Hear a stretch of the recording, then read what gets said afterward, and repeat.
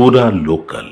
మరి ఒకవైపు ఖాళీ ఉచిత బస్సు మాత్రమే అమలవుతుంది, మిగతా 6 హామీల ఉచిత బస్సు మాత్రమే అమలవుతుంది, మిగతావి అవ్వట్లేదు అని వార్తలు వినిపిస్తున్నాయి, ప్రతిపక్షాలు ఆరోపిస్తున్నాయి. ఈ ఆరోపించే ప్రతిపక్షాలు ఎవడైతున్నాడో వాడిని నా దగ్గరికి రమ్మానండి, అవుతున్నాయలేవో నేను చూపిస్తా.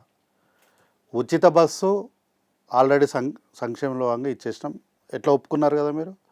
గృహజ్యోతి 200 యూనిట్లు ఉచితంగా కరెంట్ ఇస్తున్నామా లేదా, ఎవడన్నా ఇస్తలేమంటే నా దగ్గరికి రమ్మనండి. 200 బిల్లులు వాడు ఎంత హైట్ ఉంటే అన్ని నిలువెత్తు బిల్లులు నేను పెడతా వాని మీద. తర్వాత 500 సిలిండర్లు అన్నారు కదా, 500కి ఇస్తున్నామా లేదా రమ్మనండి. ప్రతి ఊరికి, ప్రతి రూరల్లో కానీ అర్బన్లో కానీ బీపీఎల్లో ఉన్న ప్రతి ఒక్కరి దగ్గరికి వాళ్లకు కన్ఫర్మేషన్ లెటర్స్ ఇచ్చినామా లేదనేది వాళ్ళ దగ్గర నుంచి ఇప్పిస్తా వాళ్ళ చేతికి.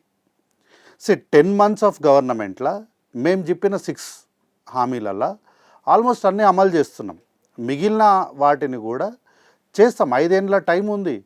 మీరు 10 ఏళ్ళు అధికారంలో ఉండి చెప్పిన దాంట్లో 10% చేయలేదు. మేము 90% ఫుల్ఫిల్ చేసాం, 10% బ్యాలెన్స్ ఉంది, చేస్తాము, తొందర ఏముంది. 1 year కూడా కాలేదు కదా. ఈ దసరా కల్లా ఇంకొక పథకం ఆల్రెడీ రిలీజ్ చేస్తామని చెప్పినాం, రైతు రుణమాఫీ చేసి చూపించినాము. అందరికీ రుణమాఫీ కాలేదంటున్నారు. భారతదేశము టెక్నికల్గా ప్లాన్డ్ సిటీ కాదు, it's un unplanned city. We are developing country, civilisation develop అవుతుంది. కాబట్టి ఈరోజు కూడా మన పేర్లు చెప్తే టైప్ చేసే టైపిస్టులు స్పెల్లింగ్ మిస్టేక్స్ రాసే వ్యవస్థ మనది.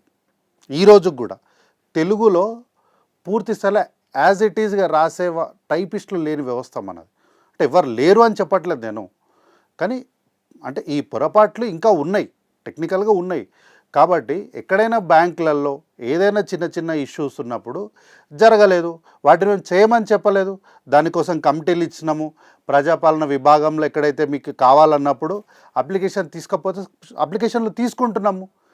బ్యాలెన్స్ అనేది రేపు దసరాకు చేస్తామని చెప్పినాం.